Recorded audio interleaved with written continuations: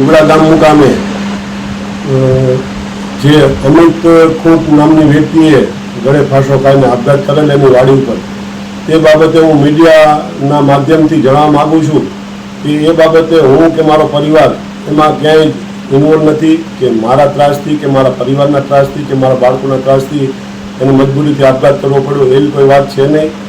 રહી વાત બળાત્કારની કે પોસ્કોની કે જે લેડીસે કે જે દીકરીએ ફરિયાદ નોંધાવી હોય તે હયાત જ છે એ પોલીસનો તપાસનો વિષય છે. પોલીસ તપાસ કરે.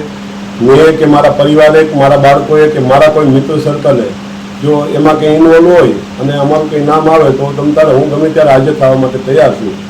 પરંતુ આ આખું કાવતરું જયરાજનું છે, ગોંડલના માજી ધારાસભ્યનું, અને એ અમને મારા પરિવારને ગમે એ રીતે એમ કેમ પ્રકારે હેરાન કરવા માટેનું આ એક કાવતરું છે. કારણ કે જે સુસાઇડ નોટ મળી આવે છે મરનારની, એ સુસાઇડ નોટમાં ઘણા બધા ચેડા કરેલા છે, ઘણા બધા પાનામાં ફેરફાર છે. પહેલાં સવારે વર્કશોપના માધ્યમથી જાણવા મળ્યું કે ભાઈ એક એને લખેલું હતું કે ભાઈ મારા પરિવારનું મારી પત્નીનું ધ્યાન રાખજો, અને મારા એના મોબાઈલ નંબર લખેલા હતા.